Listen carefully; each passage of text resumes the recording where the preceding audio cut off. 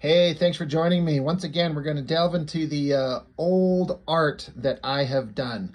Um, I know some people kind of find this somewhat entertaining, and maybe some people don't because we're here for some comic book reviews, right? Well, it's also my channel where I like to show off the work that I'm doing, the comics that I'm making, the art that I do, and I get kind of a joy out of showing all my old stuff that's just so terrible. Some of it I forget about, some of it I forgot that I had, some of it I'm like, I barely remember doing this. So I've got kind of a selection of stuff here. I've got what is towards the back of this pile is probably the first time I attempted to actually draw a comic on 11 by 17 paper once I started to understand how comic books are drawn. And I mean, I was trying the best that I could do, but my Lord, is it just awful. It's just terrible. But I've got a selection of stuff to kind of flip through here. Just some different character sketches and this is all, I believe, I've got a big pile of stuff. I found a thick old pile. I'm kind of separated into a couple different things. These are all just my own character designs and sketches that I'd come up with and done over the years. At one time, I was developing this like sci-fi fantasy world that was basically like my own Star Wars, I guess, if I had to come up with the closest kind of way to describe it. And this is a character that I created, some kind of alien race character. I think the name I had for him was Sky Dancer, something like that. I was really going for some really weird design. I don't know, like chainmail thing up top, weird spiky hair, bird wings, gangly legs, and big, like, almost bird-like three-clawed, toed feet. This weird, like, swooping blade weapon. When I had this character originally designed, and back in the day when I was doing, I'm talking, this is like 20 years old at least, I used to think it was one of the greatest things I'd ever created. It's kind of silly. It's kind of fine. That's a refined version of this sketch that I did sometime before. This is dated 2004. One of the things I've struggled with my figures is making them really long and skinny anyway. And this guy wanted to be very long and skinny. And so I feel like he's kind of overly stretched out. But I was kind of having fun folding these muscles around. I had this soft colored pencil that I was doing some just little tones with. I don't hate it. This weird dress thing he's wearing that's shredded. I tried to make a more refined version in this one. Just some wacky character stuff I've been developing. These are more characters from that sci-fi comic universe. Kind of the main characters. This is like one of the main heroes, one of the main villains, the main villain,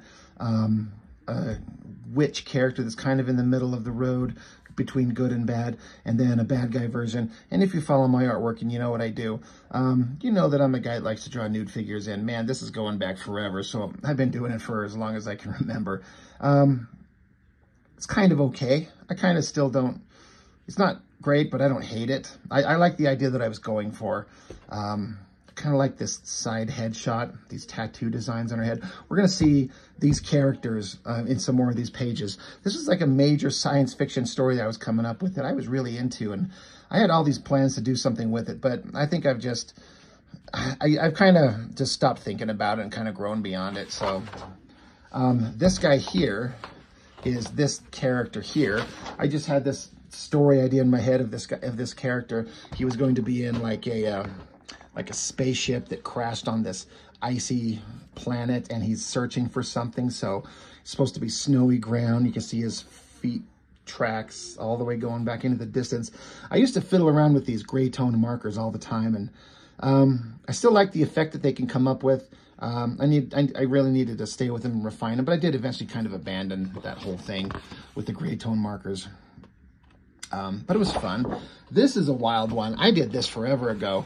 I just got a hold of this long piece of poster board. So I just did these big, long character shots. There's that same gangly bird person. Some female character supposed to be wearing a silver bodysuit. This guy is actually supposed to be, is this guy here. They're kind of like Jedi, if I have to be honest. And then this guy's like from this bunch of soldiers that are like Knights of the Round Table, except cybernetic soldiers. This is one of the main villains. Well, these three are actually the main villains. But again, this is old. One of the problems with my old artwork is that I never dated it. But this is, I'm going to say, late 90s, early 2000s maybe. I was trying to figure out my inking tools. I was still using dip pens and not getting it. And I had terrible brushes. And I had a long way to go. This stuff is all just rough and sloppy and disproportionate and weird, but we all start somewhere, right? Speaking of sloppy and ugly and needing to learn, this right here is, as far as I can recall, adjusting my camera here to get the best angle on it all, my first attempt at doing an actual comic book on the real size of paper that comic artists draw on. And I was trying to be cinematic. I had terrible tools. I had no knowledge.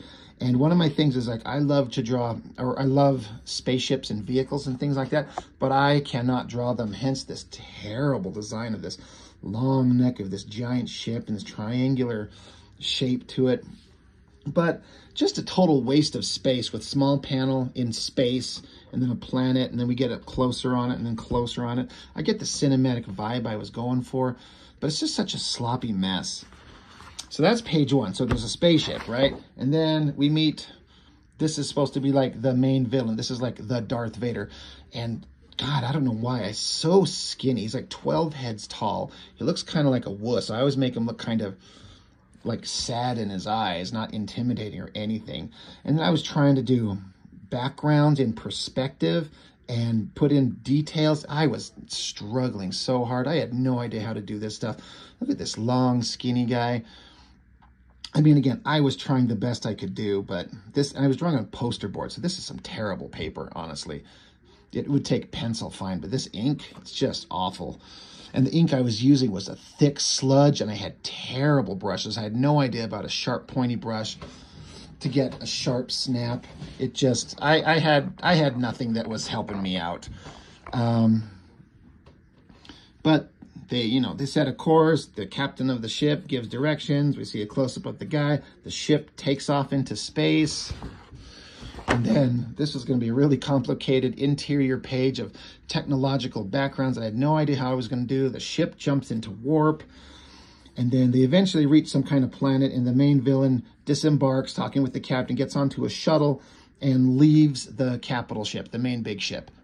And that's where that page ends. I just kept putting it off because I'm like, this is going to be hard to do. This is going to be the hardest page I've ever drawn in my life. Now, there's actually a page missing. I don't know where it's at. But the next page is a splash page of like a rocky island with a giant sci-fi castle built on top of it, which is where the main guy's gone. So now he lands on it, and I was trying to do some backgrounds, and I had no idea what I was doing. I had no idea how to draw vehicles. I still don't. Just such a pain in the ass. I was trying to add any details that I could come up with, like these landing gear and little spouts of like steam and air coming out of the bottom of it. Try to do an elevated like aerial shot looking down to get a sense of scale as these doors part and this main villain walks in, and then he's walking down the tunnel, just trying to make it cinematic and interesting. But what a bunch of nonsense. And then he walks out of this tunnel into this big grand room. I remember when I did this page originally, I actually thought that I'd done kind of good with this angle on his face and the metallic texture. And I can't remember how or why or what, but I was taking some kind of like inspiration from Chris Bachalo. I don't know how you say his name. You're probably looking at that and go, how, why, where? I can't tell you. I just remember thinking that when I drew this panel. And again, I'm trying to do big dramatic stuff with the cape, do some dramatic angles like it's a low angle looking up, some bright light in the background, just something. But all these ink lines, I had this terrible ink. I don't know what it was with it, but I can still look at it. It's got a, if you can see on the reflection off the light there, this high sheen on it. Like it would come off on like your fingerprints if you would touch it. In fact, it just did it right there. I can still pull some of the ink off just by touching it. It's some shit garbage ink. I had no idea. It was a thick sludge. It was just terrible, but I didn't know any better. But Guy's here, and he's here to meet the main villain, which is, again, trying to be cinematic and dramatic with my panels, right? Little panel here, little panel here. It's a female hand reaching out of the dark, a close-up of her face. And the character here, this bad guy's looking up, and she's up on this perch on this stone castle wall. He pushes a button on his belt, is what that's supposed to be, even though it's completely unreadable probably. And then his uniform flashes a bright light. But again, I was trying to do crosshatchy inking like I've seen in all the Image comics from like X-Men's and X-Force and McFarlane and, you know, things like that. And I was not obviously getting anywhere close, but you have to start somewhere, you know, trying to get that look down, but failing. So now his armor is gone and he's more in like a cloth outfit. Again, these skinny ass figures I was drawing. I was trying to do, I'm sure this was around the time of Witchblade, because this kind of like heavy line work above the forehead and below the eyes and the nose is something that I would see Michael Turner's pencils and that inker D-Tron doing on that all the time. I remember like I would throw these lines down and like, how the hell do those artists get those sharp, crisp lines? Well, it helps to have good ink and a good brush and hundreds, if not thousands of hours of practice of throwing that same line. But I was trying. I remember looking at this panel back in the day and thinking I did kind of good, again, with that same up angle on the nose and the shading on the nose. I was trying. Just, it's so silly to see this old stuff. But now I was looking up at this female creature that's perched up high. So this is a terrible close-up of her face, all out of proportion.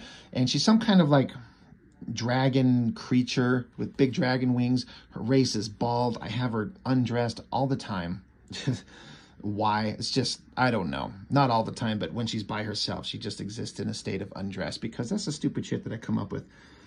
Putting all these little hatch marks on her, trying to emulate the artist of the day, and it's not good, but it's me trying. Oh, God, looking at the back side of it, God, I forgot that I did this. That same female character, I was using watercolor pencil, which give you an interesting degree of control. I didn't do a good job here, but that's clearly referenced from it's probably from a Playboy or something like that. Honestly, it looks, anatomically, it looks too good. But that was me, again, trying things, trying to work out things. That's the back of that page we were just looking at there. That's funny, I forgot that I did that. Jumps down to talk to him. They have like a romantic interest. They get close, they kiss. Just my weird anatomy, this thick lines, this ugly sludge of ink. They're talking and interacting. I kept trying to do interesting things with panel borders, just wasting space. And they just keep talking, building up some of the story, trying to do big dramatic close-up faces, heavy shadows and lighting. I mean, I can see me doing here the same type of stuff that I'm still trying to do to this day. But I've gotten better at it, I hope. Certainly better tools, better control of the tools. It's just terrible looking stuff. He's flying off to a different tunnel where she had already ended up. I was trying to do, I think I was kind of inspired by some Joe Quesada type flexed anatomy and heavy shadows and stuff. You know, it's an attempt. It's not a good one. And again, more of that Image Comics type of cross-hatching line work and layout with a big face. Just ugly. Just ugly. It makes me laugh. And then there's this other female character, and there's some interactions with her, some talking going on. There's still more pages to this somewhere. I don't know where it's at. But that's kind of the, there's a couple pages that ended this little scene, but just kind of kept going on forever.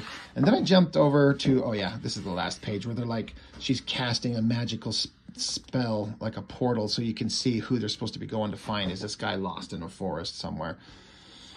Some stupid story I was doing. And then it jumps over to an entirely different scene.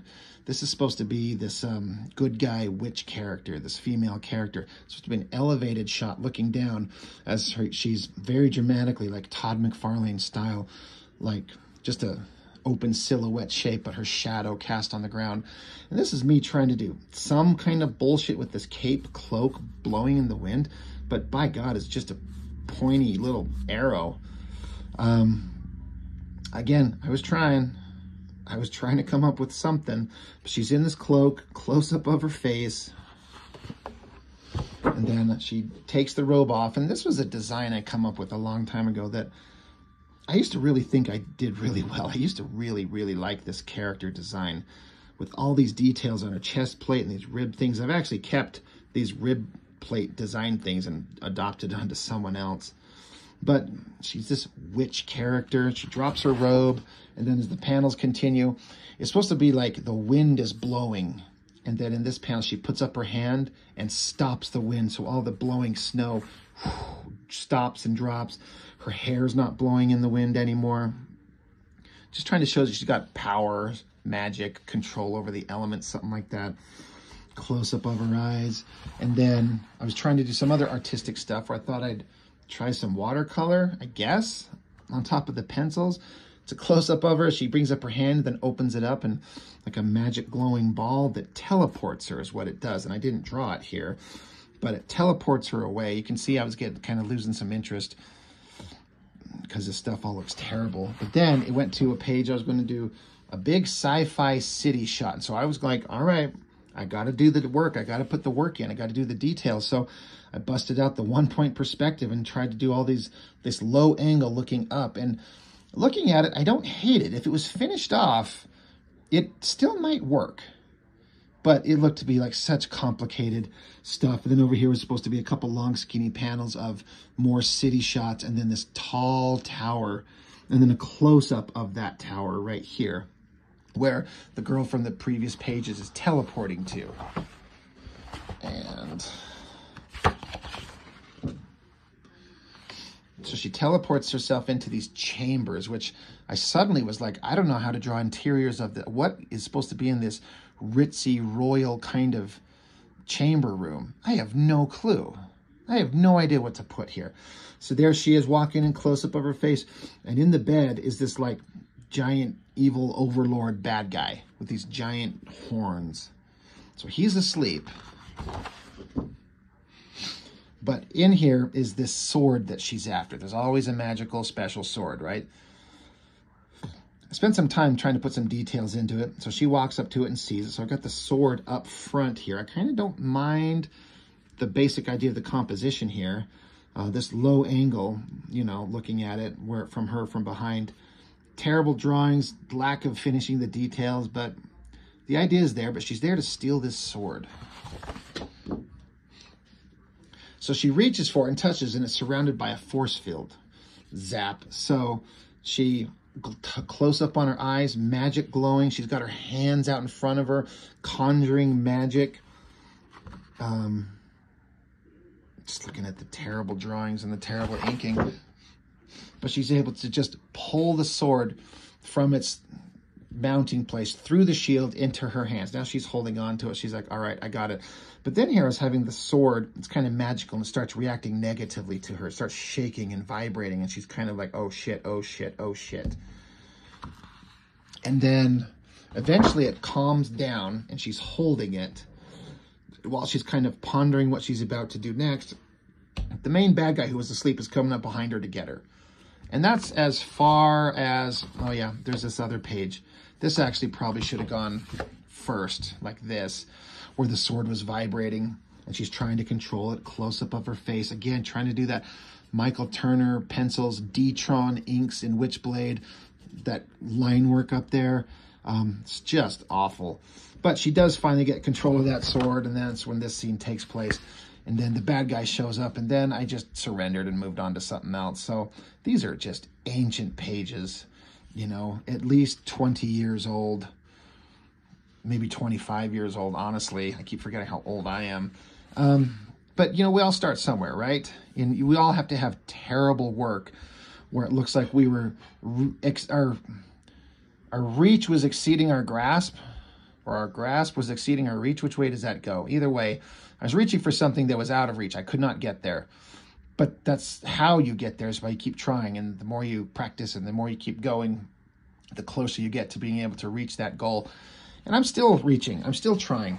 So that's the last of those things. Again, I've got a huge pile of artwork to show. I'll do them in different videos. But I thought I'd show, just for some comparison, some pages I've just been working on in the last 2 weeks, just for comparison, to show that hopefully I've progressed a little bit from, you know, sludge inking and lack of control and just youthful energy and attempting to... This is a scene from the Master's End He-Man fan comic that I'm working on. This is a scene where He-Man and Beast-Man are fighting. And just for kind of context, Beast-Man is... his claws have been coated in this liquid metal that make them razor sharp, and He-Man is getting his ass handed to him. As you can tell by, he's just covered in blood. Beast-Man's just having a great time. He's he's been long since dead, and he's been resurrected by a witch, and he's kind of like this undead zombie werewolf creature. And He-Man is just not willing to, like, murder him or attempt to murder him. So that's why he's getting his ass kicked. So Beast-Man's like, I can tell this is going to be easy. He-Man clearly is way more powerful than Beast-Man, even if he's an undead zombie. I mean, the strength of He-Man, he could rip him to shreds, just rip his body to pieces. But Beast-Man's not interested in, or He-Man's not interested in doing that. And so Beast-Man realizes that, and he's like, oh, this is going to be so easy. He just kind of cackles, and this close-up of his face, I'm like, this is going to be easy. But in the background, a character shows up and tells him to stop, and we see who it is. This is from the 80s cartoon. I mean, this is Jitsu, who's been in the animated series, the 80s one episode. And he's been in some of the extended lore, of which I know nothing about. I'm just basing all my fan comic here off of the 80s cartoon. And I've got a team of former villains that have tried to go good. Their leader is Fisto, and the rest of the team consists of Trapjaw, Jitsu, and Strongarm. And it's been kind of, the story in my comic has been building up to why they are doing what they're doing. And Jitsu's kind of this silent warrior. I do make him different. I don't give him the giant, disgusting, stupid, mutant chopping hand like he had in the cartoon. He's just a martial artist that's a badass. And so he shows up and tells Beast-Man to stop. So Beast-Man kind of gets on his paws or his all fours and starts walking around. And Jitsu circles around to where He-Man is what's going on here. And Jitsu picks up He-Man and tells He-Man, like, grab your sword and go back and help your sister. She's fighting some horrible evil. She needs your help. Jitsu's like, I will take care of this. And He-Man's like, are you sure? And Jitsu's like, go. Beast-Man doesn't care. And so this is where we see this new weapon that I've introduced into the comic and given to Jitsu to give him some kind of right-handed weapon like he had in the cartoon or the extended lore of the toys and comics, where he had like some big golden gauntlet. It's a liquid metal weapon gifted to him from the Sorceress of Grayskull that is a mentally controlled, I call it the Tears of Grayskull. It's a liquid metal weapon that can form all kinds of shapes all over your hand, even your entire body, if you learn to mentally control it. And it was gifted to Jitsu, and he's getting the opportunity to use it. So it was just a little gauntlet around his wrist. You see here, it was there, but then it starts expanding and wrapping around his hand, shining in silver chrome. Beast-Man doesn't care. He's going to rip Jitsu to shreds, so he charges at him, jumps. Cut to a scene. Again, this has all been built up. You're jumping into like the end scene of this comic, so there's a whole bunch of story leading up to all this, but this is the other part of that team. That's Fisto, Trapjaw, and Strongarm here. And there's a baby that they're getting away from the bad guy off in the distance where this giant explosion's going off. And Fisto's like, hold up, stop.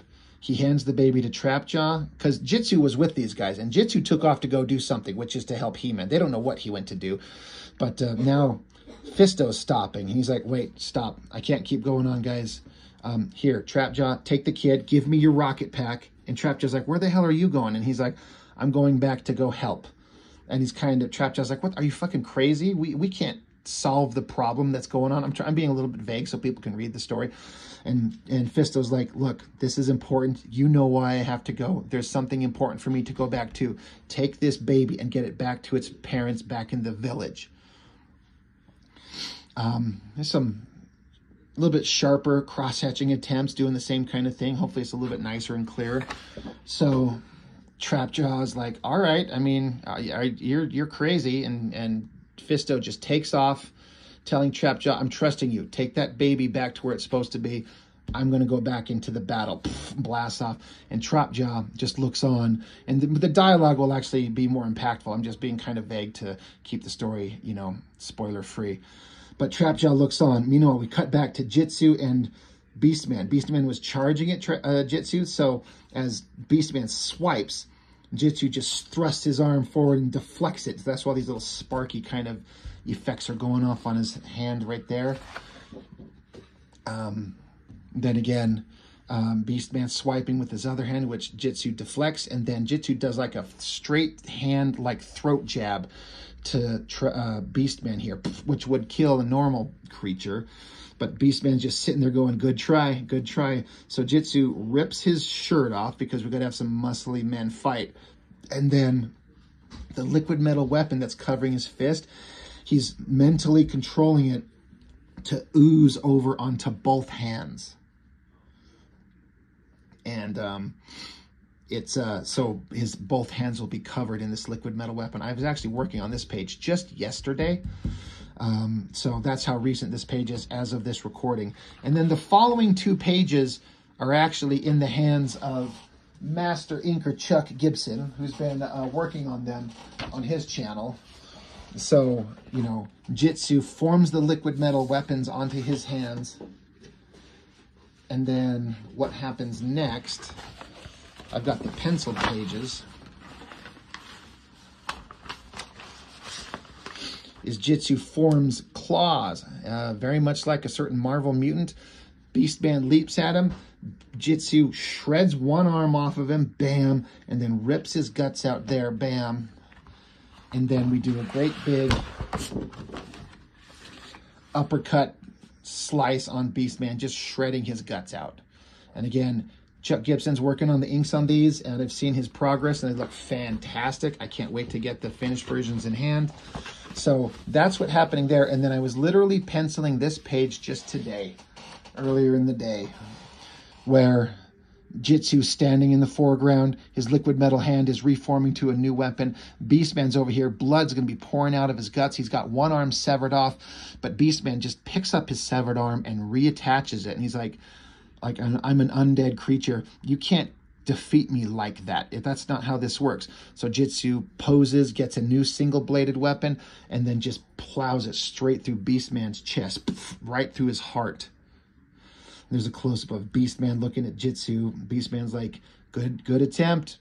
Straight through the heart. That should kill me, but it won't. So then Jitsu punches Beastman out of the way, and then the fight's going to progress for 2 or 3 more pages and be wrapped up and done. I'm really excited to draw it. Anyway, this is very, very recent stuff right here. So, like, literally done just today. So I guess my point is that I just wanted to show this old stuff that I used to do that was thick and gross and not knowing what I'm doing, but I'm trying, and I still don't know what I'm doing, right? But I feel like I'm a little better than I used to be. So anyway, I guess that's it for now. This is just some stuff that I wanted to show, kind of break up the content on the channel. So it's not always just comics. I like to show off my own artwork. I got a lot of viewers and followers who are fellow artists, and I've had a lot of people talk about how, beyond just talking comic, but showing my own work and my own progression and putting my own efforts into my own comics has inspired several people to get to working on their stuff or pick up drawing again after a long time and get motivated to work. And that's like the biggest compliment I could ever imagine anybody ever saying to me, is that I have inspired anybody for any reason to get working on their stuff. So I can't thank you all enough for following along with the channel and checking out these videos where I just show my own work. It's fun for me. Hopefully it's kind of fun for you too. So that's all I've got for now. Thanks for watching. I really, really appreciate it, and I'll see you next time.